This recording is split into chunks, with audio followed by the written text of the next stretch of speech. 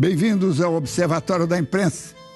Foi um assassinato tenebroso, mas foi sobretudo uma tragédia política que marcou profundamente o século passado e deixou feridas ainda não cicatrizadas.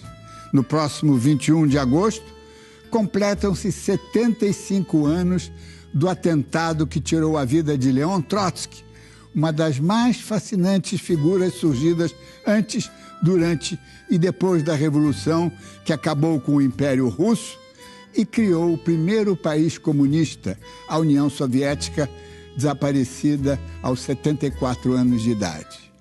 O Nobel de Literatura Romain Rolland, ao terminar uma peça teatral sobre Robespierre, escreveu ao amigo Stefan Zweig: é simplista acreditar que a Revolução Francesa foi demolida por seus inimigos. Ela foi destruída por dentro, por revolucionários autênticos. Preferido por Vladimir Lenin para sucedê-lo, Trotsky foi perseguido por Joseph Stalin e, além do despeito pela preterição, o ex-seminarista Stalin não suportava o brilho intelectual do jornalista, orador e o criador do Exército Vermelho. As diferenças táticas e ideológicas pesaram muito.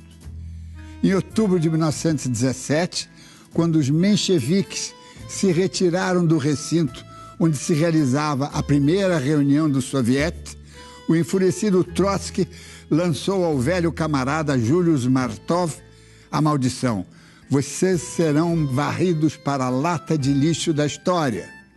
10 anos depois, o mesmo Trotsky é processado como traidor, expulso do partido, isolado, desterrado para a Sibéria, expatriado e obrigado a perambular por 4 países até a ser assassinado no último, o México, com um golpe de picareta no crânio.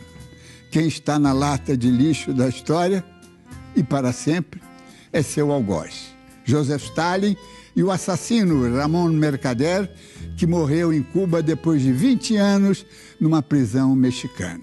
A verdade é que a lata de lixo da história está lotada com tantos revolucionários autênticos e que, não obstante, traíram e desperdiçaram tantas revoluções. –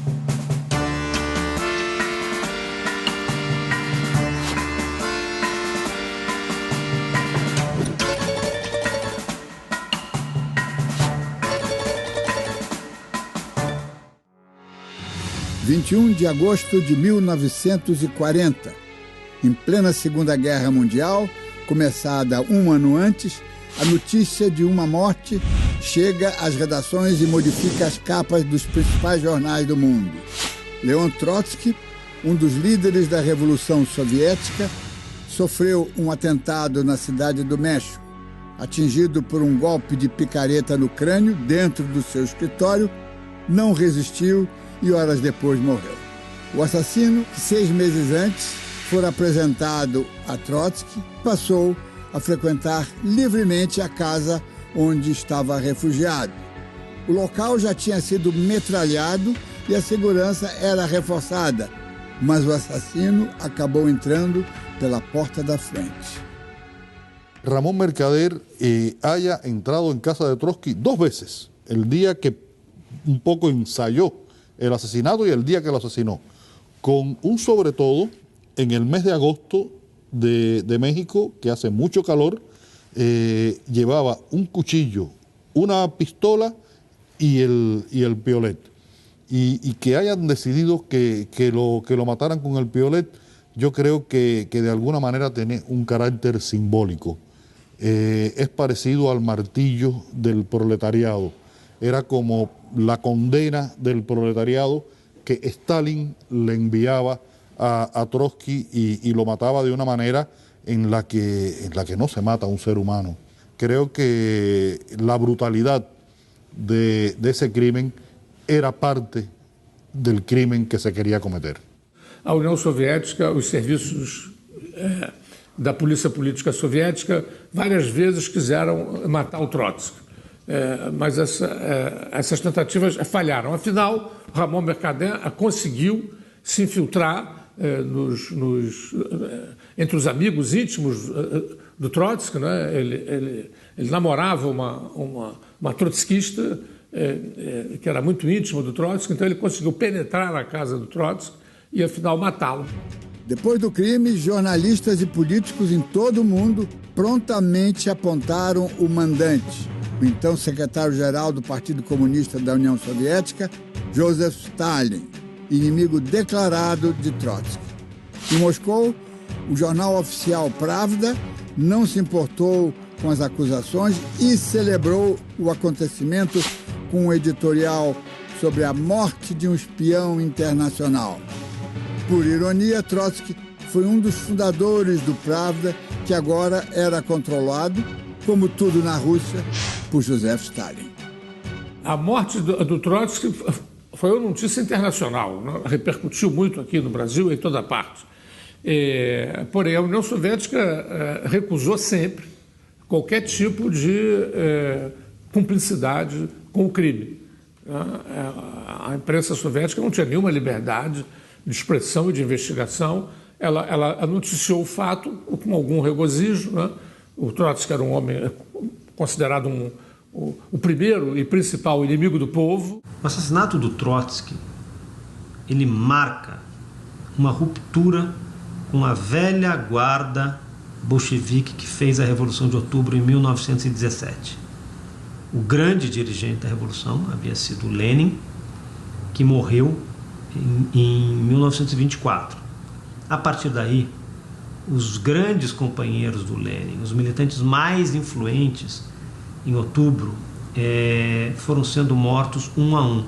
Alrededor de cómo se planificó y cómo se produjo el asesinato de Trotsky, todavía quedan muchas interrogantes que posiblemente sean para siempre. Nunca tengamos respuesta, porque una parte importante de la información de inteligencia que se manejaba sobre Trotsky la recibía Stalin directamente y periódicamente la destruía.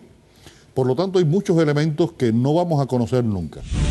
O assassino foi interrogado e acariado intensamente, mas nunca revelou sua verdadeira identidade, nem admitiu que tinha relação com o Partido Comunista da União Soviética. Foi condenado a 20 anos de prisão, pena máxima no México naquela época.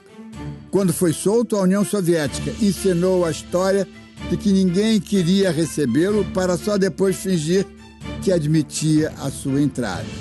Neste momento, a verdadeira identidade do assassino de Trotsky foi, enfim, revelada. Era o espanhol Ramón Mercader, que na juventude tinha integrado grupos stalinistas e lutado na Guerra Civil da Espanha. Mercader treinou em Moscou táticas de guerrilha, sabotagem, aprendeu a matar com todos os tipos de arma branca, tal como fez para eliminar Trotsky. Apesar das evidências, Stalin não assumiu que era o mandante. Após o assassino de Trotsky ser libertado no México, foi condecorado secretamente em Moscou e recebeu o título de Herói da União Soviética. Depois se mudou para Cuba, terra natal da mãe, onde morou até a morte. O Ramón Mercader del Rio foi uma pessoa treinada desde muito cedo para exercer um papel junto à polícia secreta da União Soviética Russa. Ele era uma pessoa que sempre acreditou claramente que o Trotsky era uma figura nefanda, um inimigo do socialismo e que, a mando dos seus chefes, deveria ser eliminado. Ele se aproximou do Trotsky, que estava no exílio no México, se utilizando da ingenuidade de uma pessoa, de uma moça próxima ao Trotsky, se tornou namorado dela e, através desse namoro, conseguiu entrar na casa do Trotsky, que era particularmente guardada, bem guardada. Jovem marxista, herói revolucionário bolchevique, fundador do Exército Vermelho e também um intelectual que sonhava em ser escritor e chegou a trabalhar como jornalista. Uma personalidade forte de um homem que reunia inúmeros talentos. Esse era Leon Trotsky. Uma história que começou no dia 7 de novembro de 1879, na Ucrânia. Filho de um próspero fazendeiro de origem judaica, recebeu o nome de Lev Davidovich Bronstein. Aos 17, saiu de casa para engajar-se na militância política. Com 18, já era líder da União de Operários no sul da Rússia. Em 1898, foi preso pela primeira vez e exilado na Sibéria. Na cadeia, devorou os escritos de Marx e Engels, que lhe serviram como inspiração para a luta revolucionária. Em 1902, Lev Davidovich fugiu da prisão e obteve um passaporte falso com o nome de Leon Trotsky, identidade que adotou para o resto da vida. No exílio em Londres, conheceu Lenin. Os dois trabalharam juntos no jornal revolucionário Iskra. É sintomático que um dos jornais dos bolchevistas naquela época chamava-se Iskra, a faísca, né? Porque a ideia era de que uma faísca poderia desencadear toda uma... Mas era uma concepção muito elitista, numa época, num país onde, concretamente, a imensa maioria da sociedade não tinha acesso à leitura. Ele participou da Iskra, né? Ele começa com o jornal, ele entra no jornal que era dirigido pelo Lenin. O Lenin pensa que ele vai ser seu discípulo e o promove. O trabalho com Lenin no jornal refletia um outro lado da personalidade de Trotsky, a paixão pela escrita. O Trotsky era um homem muito sofisticado, muito cosmopolita, muito internacionalizado, era um grande orador, sem dúvida, um homem brilhante, escrevia maravilhosamente bem, né? As suas obras são muito bem escritas.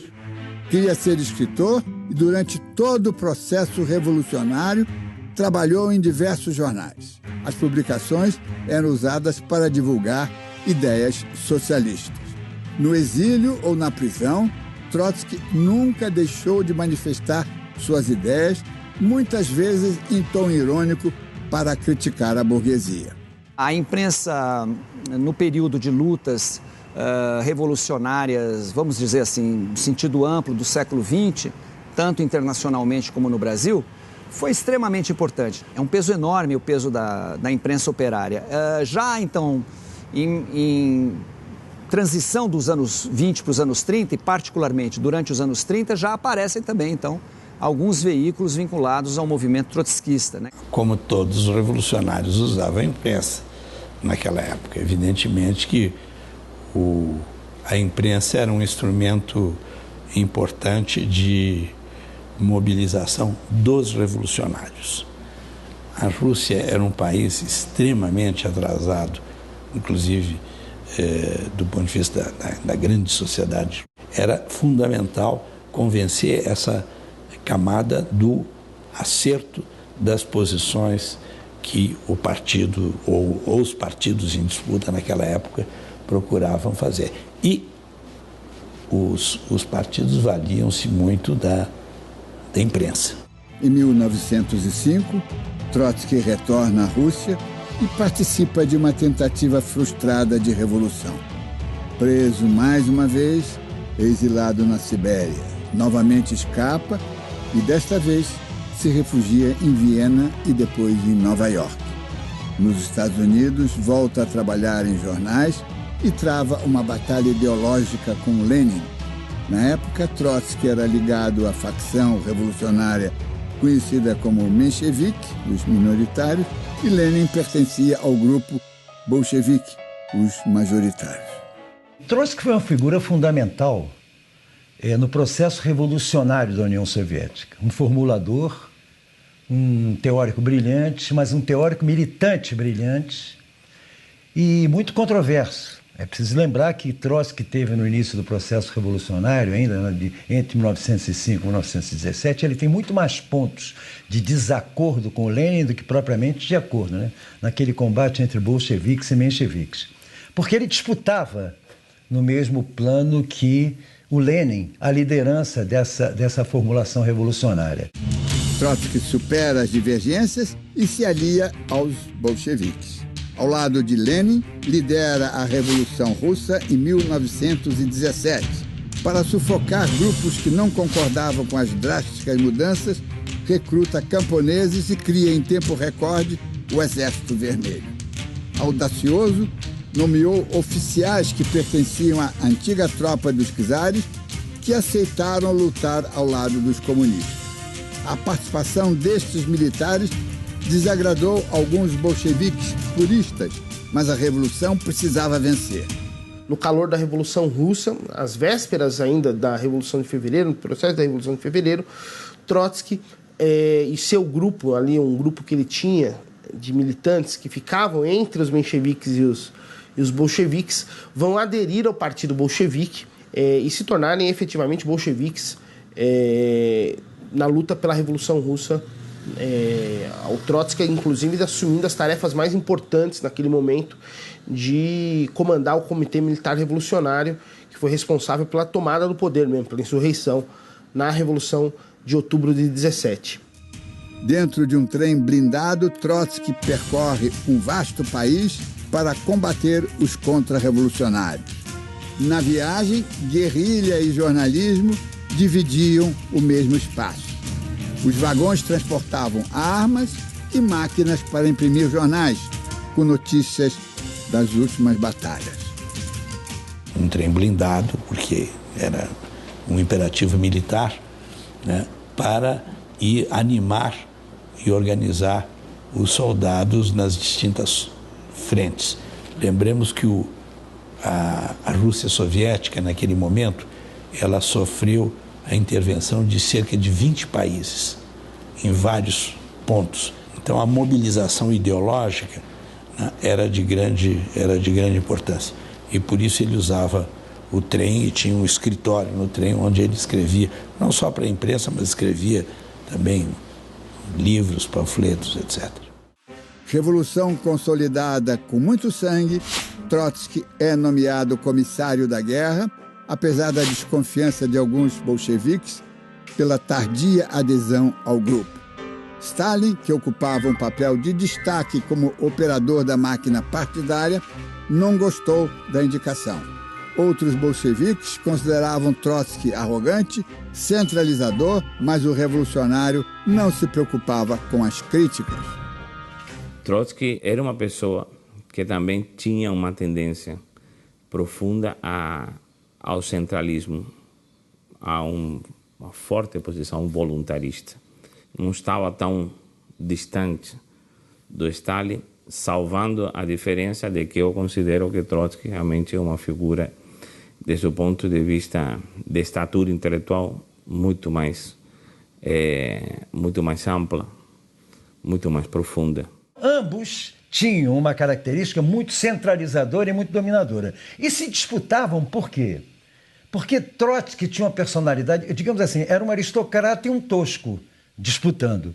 Trotsky tinha o carisma, grande orador, grande formulador, aquele sujeito brilhante que olhava com certo desprezo aquele tosco que tinha como, digamos assim, como no seu currículo, uma fidelidade histórica com o Lenin. Se Trotsky tivesse tido em relação ao aparelho aquilo que ele teve de competência na organização do Exército Vermelho, ele possivelmente teria suplantado facilmente o Stalin. O futuro da Revolução também dividia os bolcheviques. De um lado, Trotsky formulava a teoria da revolução permanente e total. Do outro, Stalin defendia a consolidação da revolução na União Soviética apenas. Trotsky sempre achou que a União Soviética deveria ter uma política muito mais agressiva do que ela afinal teve, de estímulo à revolução internacional. Esse foi uma contradição entre ele e o Stalin. O Stalin considerava que, embora uma revolução internacional fosse desejável, os soviéticos deveriam se concentrar na construção do socialismo soviético. E se uma revolução internacional explodisse, bem, aí a União Soviética desempenharia um certo papel. O conflito entre os dois líderes bolcheviques é anterior à preferência de Lenin por Trotsky como seu sucessor. cônscio de seus talentos e do mérito de suas façanhas, Trotsky não deu muita atenção à ambição daquele militante georgiano pouco sofisticado, melhor talhado para funções burocráticas. A indiferença de Trotsky só fez aumentar a mágoa e a sensação de inferioridade do rival. Pouco antes da morte de Lenin, Trotsky foi obrigado a recolher-se num sanatório na Crimeia para se tratar e foi tranquilizado pelo astuto Stalin de que seria imediatamente informado sobre o que acontecia com o líder soviético. Quando afinal soube da morte e sepultamento de Lenin, era tarde para alcançar Moscou, mesmo num trem especial. Stalin, que sempre manteve a imprensa sob intenso controle, explorou ao máximo a ausência do rival no imponente funeral. Quando a imprensa internacional revelou as preferências de Lenin para sucedê-lo, Stalin se enfureceu. Estava assim armado o confronto que Trotsky, o genial estrategista, não soube nem prever nem precaver-se. Com a morte de Vladimir Lenin, em 1924, Stalin vence a disputa interna e assume o poder. Trotsky ainda tenta organizar um movimento de oposição, mas logo é sufocado. Em outubro de 1927, o Comitê Central do partido vota por sua expulsão. 10 anos depois da Revolução Vitoriosa, ele deixa a União Soviética. O antigo herói agora é considerado um reles traidor pelo Partido Comunista e, no exílio, tenta organizar algum tipo de resistência. Toda uma primeira fase, mesmo muito perseguido, ele recomendava aos seus simpatizantes para que continuassem dentro das estruturas dos partidos comunistas, tentando modificá-los por dentro. Posteriormente, no entanto, ele amadureceu a ideia de que era necessário realmente construir organizações alternativas. No exílio, Trotsky vazou para o New York Times uma espécie de testamento de Lenin, onde o patriarca soviético, embora reconhecesse os seus defeitos, recomendava sua escolha como sucessor. Na União Soviética, Stalin conseguiu esconder o teor do documento durante 30 anos. O próprio Lenin, quem, em carta deixada a Krupskaya, sua esposa, para ser lida no Congresso do PECUS, não, do Partido Comunista da União Soviética, designa o Trotsky como a figura mais conveniente, apesar de seus problemas, para assumir o cargo de secretário-geral do partido. A Carta Testamento do Lenin teve uma repercussão muito grande no mundo ocidental, enfim, nos países em que havia liberdade de imprensa, nos países democráticos ocidentais, porque a carta revelava um fato importante, que Lenin passara a temer a política empreendida pelo Stalin e se preocupava muito com isso.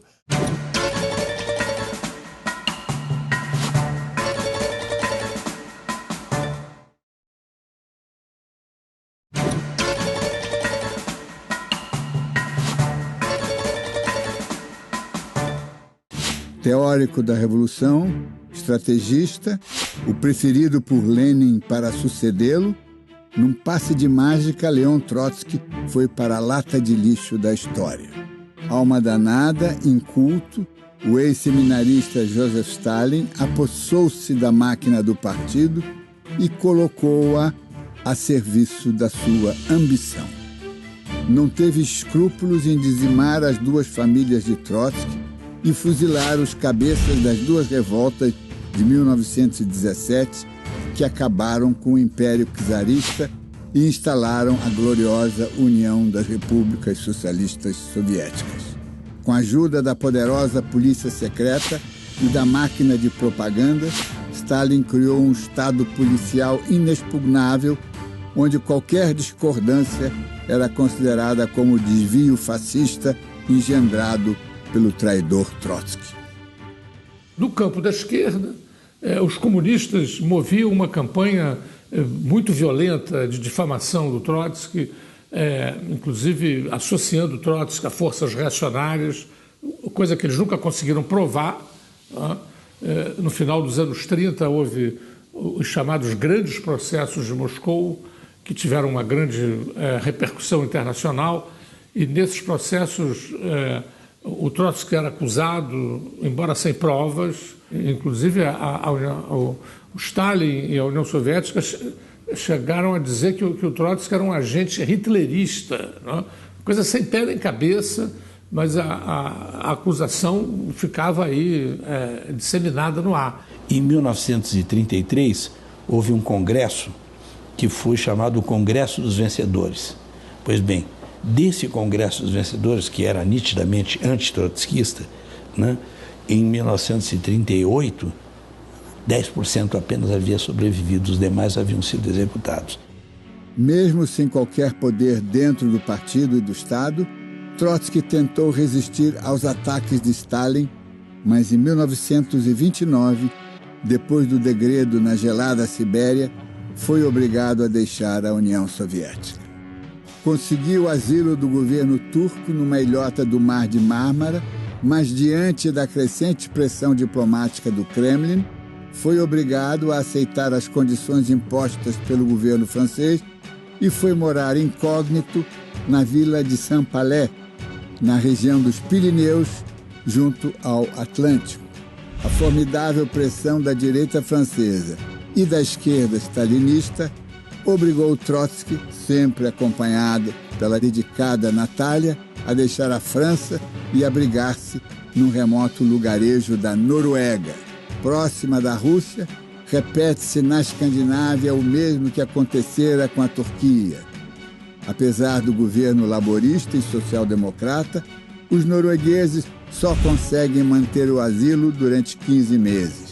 No início de 1937, pouco depois do começo da Guerra Civil da Espanha, o presidente mexicano, general Lázaro Cárdenas, ostensivamente de esquerda e aliado aos republicanos espanhóis, oferece novo refúgio a Trotsky, atendendo a um pedido pessoal do célebre muralista Diego Rivera. Trotsky estava enfrentando já grandes dificuldades. Ele se isolava dentro da esquerda mexicana. O Partido Comunista Mexicano já não dava apoio. Os próprios... os seus próprios apoiadores internos já tinham se dividido, inclusive. Ele não tinha o apoio do total, da total composição política que o havia recebido no México. Trotsky teve uma vida muito difícil, uma vida de exilado. Esteve na Turquia, esteve na França, esteve na Noruega, até que ele acabou encontrando uma situação de permanência definitiva, mas ao mesmo tempo trágica, no México. Além de completamente isolado dentro da União Soviética, o casal Trotsky foi obrigado a enfrentar sucessivas tragédias familiares. Seu cunhado, Lev Kamenev, da velha guarda comunista, foi fuzilado, assim como toda a sua família. A filha mais velha, Zinaide Volkova, se suicidou e a outra filha, Nina Nevelson, morreu vítima de tuberculose. O primeiro filho do segundo casamento, Liev Sedov, dedicado ao auxiliar do pai, morreu de forma suspeita depois de uma cirurgia banal para extrair o apêndice num hospital francês. E o filho mais novo, o matemático Sergei Sedov, que abominava a política, foi preso e executado. Dos parentes próximos, apenas o neto Vsevolod Volkov, ou Sieva, o diminutivo, conseguiu escapar da perseguição de Stalin. Químico de profissão, quase testemunha do assassinato do avô, hoje com 89 anos, Sieva, em espanhol Don Esteban, é o curador do Museu Trotsky, no mesmo casarão em Coyoacán, nos arredores da capital mexicana, onde se abrigara aquele que se recusou a converter-se em lixo da história, como queria o tirano Stalin. En el momento que me acerqué a la casa, noté que algo raro estaba pasando, ¿no? Vi, desde lejos vimos policías parados frente a la casa, un coche mal estacionado, el portón de la casa, un portón de madera que entonces abierto de par en par. Y sí me entró una angustia, ¿no? Temí que algo grave estaba pasando. Entonces aceleré el paso y entré a la casa y me encontré a uno de los guardias, Harold Robbins, muy excitado, con la pistola en la mano, ¿no? Y le pregunté, ¿qué pasa? Y él solo me contestó, Jackson. Y caminé hacia la casa por un pasillo y sí, vi a la derecha en un recodo, vi a un individuo con la cara ensangrentada que sujetaban 2 policías. Y al entrar a la biblioteca por la puerta entreabierta que da al comedor, alcancé sí a ver lo que estaba pasando. Estaba el abuelo en el suelo, bañado en sangre, la cabeza, Natalia con los guardias. Sí comprendí la magnitud de la tragedia que acaba de suceder. Posteriormente me enteré que aún en esos momentos el abuelo, cuando oyó mis pasos en la biblioteca, alcanzó todavía trabajosamente a indicar a los secretarios guardias que lo rodeaban: mantengan al niño alejado, no debe ver esta escena. Meses antes de morrer, Trotsky foi vítima de um atentado dentro de casa. Vários tiros foram disparados contra a residência, mas Trotsky no fue atingido. Que hayan entrado en esa casa unos hombres que tenían entrenamiento militar, que dispararon alrededor de 700 cartuchos, que estuvieron a escasos 3 metros de Trotsky, porque desde la ventana por donde dispararon, Trotsky se había escondido en una esquina de la habitación, y que no lo hayan matado realmente es sospechoso, cuando menos. A forte segurança foi driblada pelo falso aliado Ramon Mercader, recrutado pelo serviço secreto soviético com a ajuda da mãe Caridad Mercader, que apoiava o Partido Comunista. Mercader já tinha lutado na Guerra Civil Espanhola ao lado dos comunistas. A verdadeira identidade de Mercader, durante muitos anos, ficou desconhecida. Um soldado leal do regime de Moscou, que nunca confessou ter sido enviado por Stalin para matar Trotsky. Eitigon cumpriu importantes missões nos 4 cantos do mundo a serviço de Stalin, na China, Alemanha, Estados Unidos e principalmente na Espanha, antes e durante a Guerra Civil. Foi lá que conheceu o catalão Ramon Mercader del Rio, filho da sua companheira, a militante comunista Caridad del Rio. Preparou-o ideologicamente, comandou o seu treinamento e armou com enorme paciência a sofisticada trama que permitiu a Mercader tornar-se o playboy belga Jacques Monard. Mercader foi um agente construído num contexto em que a fidelidade era algo que se colocava acima de... Ou seja, a fidelidade absoluta à União Soviética era algo que marcava os comunistas em todo o mundo. Isso tinha uma razão de ser. A União Soviética tinha conseguido se impor e tinha se transformado em potência num período mínimo da história, inimaginável, e gerando no resto do mundo, entre os fiéis, daquela lógica da disputa, da luta de classe do comunismo contra o capital, contra o regime capitalista, como um exemplo incontestável. Enquanto perseguia antigos aliados, Stalin também se aproximava de Hitler. Em 1939, soviéticos e nazistas assinaram um pacto de não agressão e se uniram para invadir a Polônia. Durante a Segunda Guerra Mundial, Stalin acabou rompendo com Hitler e lutou ao lado das tropas aliadas. Curiosamente, assim como os nazistas, os dirigentes do Partido Comunista também adotavam uma política de perseguição aos judeus. E é curioso que na perseguição do stalinismo na União Soviética aos velhos dirigentes bolcheviques de 1917, havia um aspecto antissemita muito intenso. O Stalin e o stalinismo eram, quer dizer, durante o stalinismo vigorou um antissemitismo muito forte que partia do próprio Stalin, que era georgiano. Não é à toa que desses dirigentes de 17, muitos eram judeus e foram assassinados pelo stalinismo.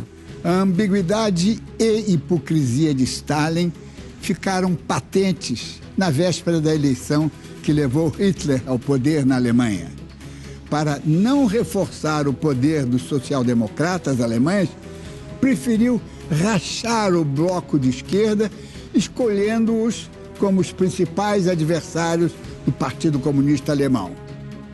Enquanto os socialistas e comunistas se enfrentavam com violência, o nazifascismo alemão não teve dificuldades em levar Hitler ao poder.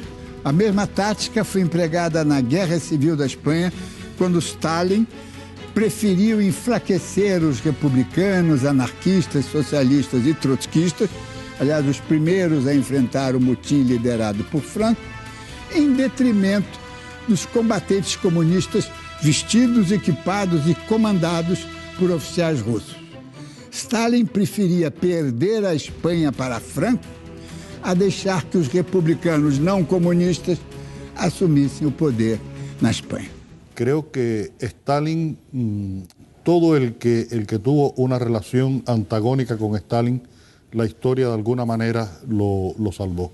Porque Stalin marcó de una manera la política y la práctica filosófica del comunismo en el siglo XX, que a su alrededor todos los demás parecen niños pequeños. Y Trotsky fue realmente un hombre muy consecuente con su pensamiento. En los años 30 fue la persona que tuvo la posibilidad, y de hecho lo hizo muy bien, de denunciar qué cosa era el estalinismo, la perversión de la utopía socialista que significaba el socialismo, el estalinismo, perdón, y creo que eso fue lo que salvó a Trotsky. Stalin ficou no poder até a morte em março de 1953, quando teve uma hemorragia cerebral.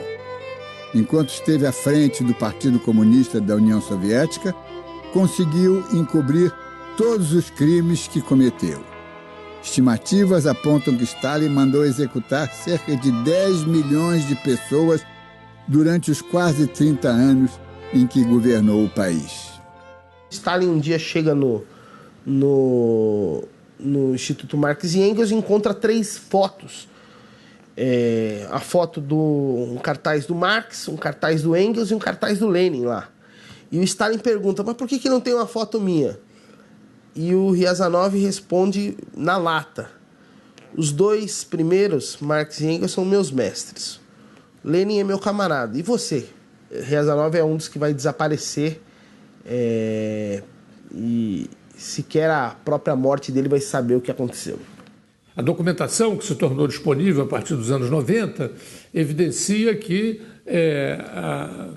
desde os anos 30 até a morte do Stalin, houve no Gulag, né, quer dizer, o Gulag é a sigla, né, que designa direção principal dos campos de concentração soviéticos, né?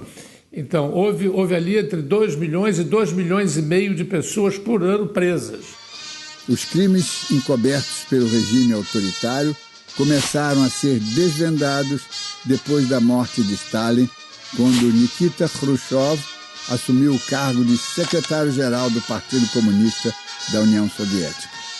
Após a morte de Stalin, no famoso 20º Congresso do Partido Comunista Soviético, o Nikita Khrushchev fez o famoso informe secreto. Ele fez um informe secreto em que ele, de alguma maneira, quer dizer, ele estava ali também dentro daquela mesma burocracia, né?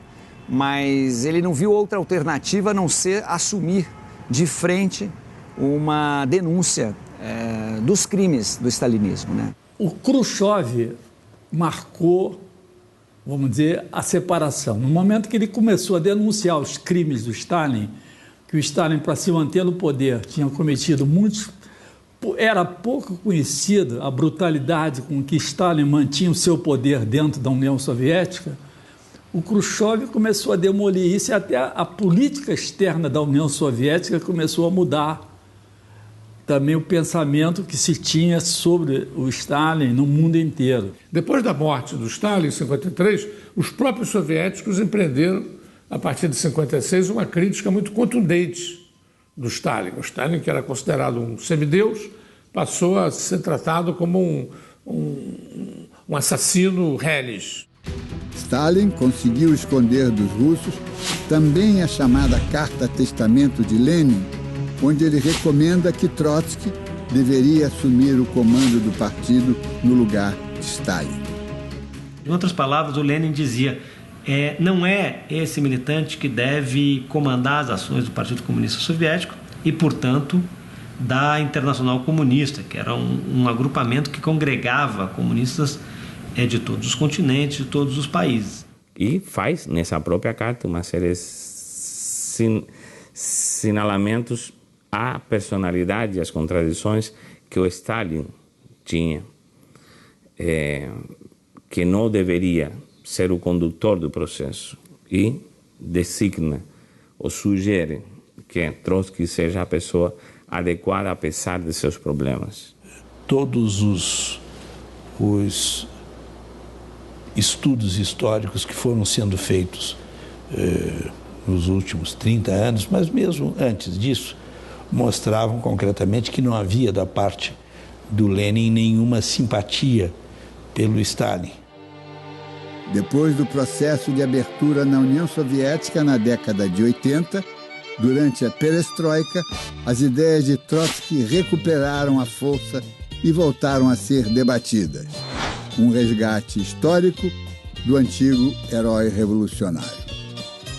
Nesse momento da perestroika, há esse reconhecimento importante ao ideário trotskista, no sentido do resgate de um conceito original, da ideia marxista, de que o socialismo deveria ser concebido como um processo de transformação sempre internacional, que tinha que ter realmente essa interconexão do proletariado internacional.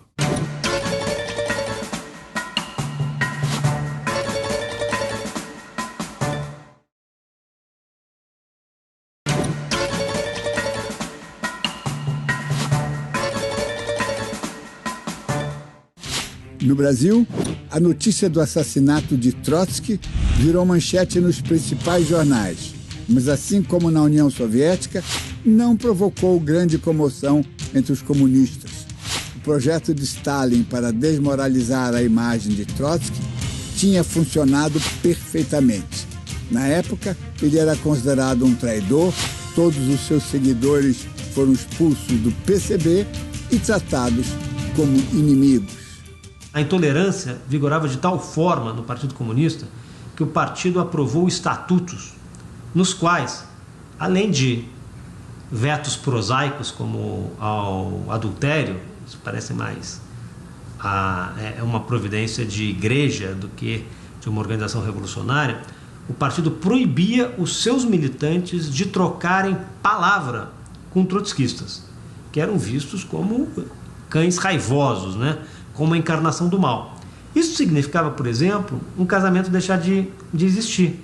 O estudante de direito, o jornalista Noé Gertel, era noivo da linda comerciária que se consagraria como grande atriz Lélia Abramo. A Lélia era trotskista e o Noé Gertel era militante do PCB.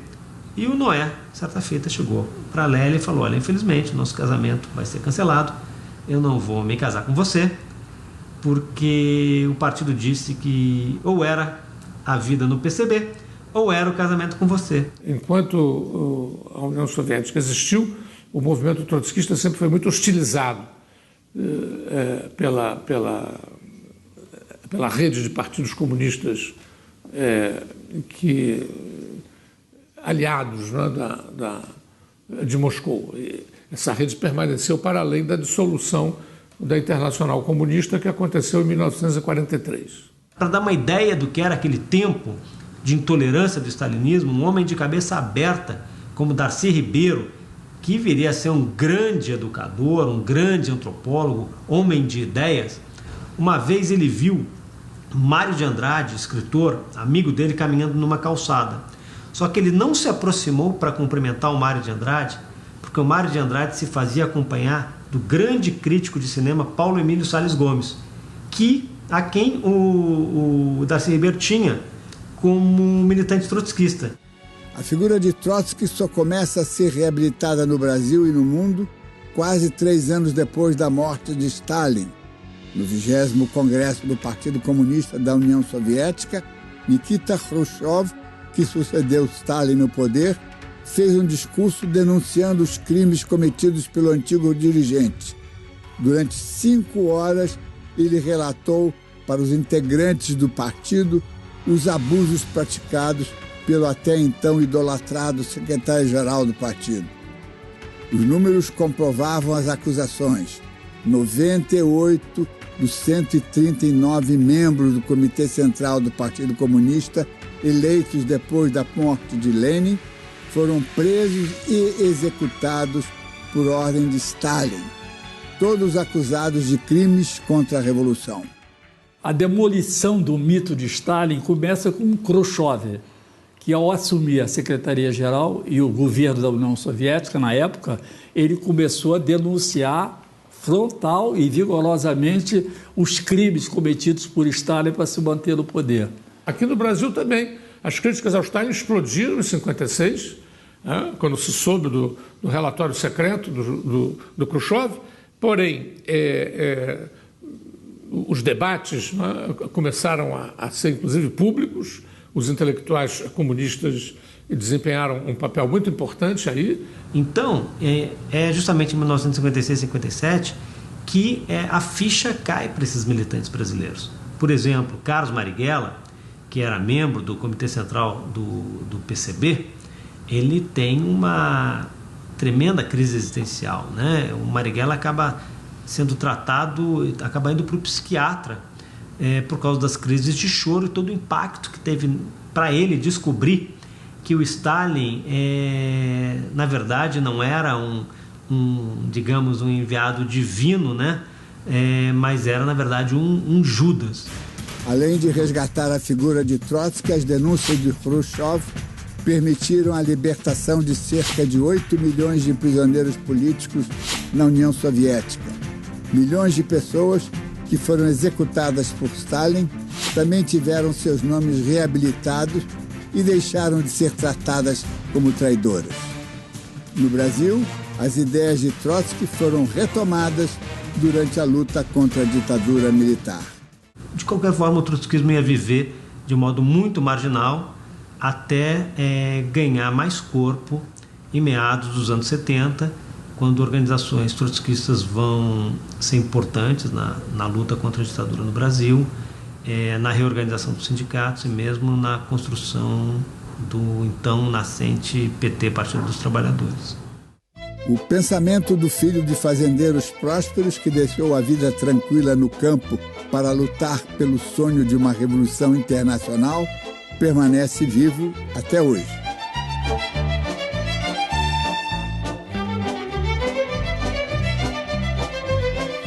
Curioso el caso de Trotsky, como todavía hay muchas personas que se reconocen trotskistas y que valoran su figura, no solamente el interés que puedo tener yo, que soy un novelista o un director de cine, un director de teatro, sino filosófica y políticamente el interés que todavía despierta. Trotsky por força da revolução permanente, da ideia de revolução permanente, que de certo modo Trotsky está mais vivo do que todos os demais pensadores clássicos do marxismo e até mais vivo do que muitos dos nossos contemporâneos. O movimento trotskista é um movimento que tem expressões pequenas, porém muito ativas, em vários estados, em várias sociedades do mundo. Colocar a Trotsky no seu justo e histórico lugar, eu considero importante e saudável. para a história do movimento socialista. Não acho exatamente que Trotsky tenha sido o grande mega-herói. Trotsky é, antes que qualquer outra coisa, a grande vítima. Ou digamos assim, a vítima simbolicamente mais destacada. Es muy raro encontrar a alguien hoy en día que se reconozca como un estalinista. Sin embargo, es bastante frecuente encontrar a alguien que se reconozca o como ex-trotskista o como trotskista en activo. Es decir, es un pensamiento que sigue atrayendo a muchas personas de izquierda y de buena voluntad del mundo, creo. Chegamos ao final da primeira parte deste reencontro com a história política do século XX. Na próxima semana, Trotsky hoje, o trotskismo no Brasil, o triunfo moral dos derrotados. Como todos os lixos, o da história também é reciclável, às vezes até mais valioso.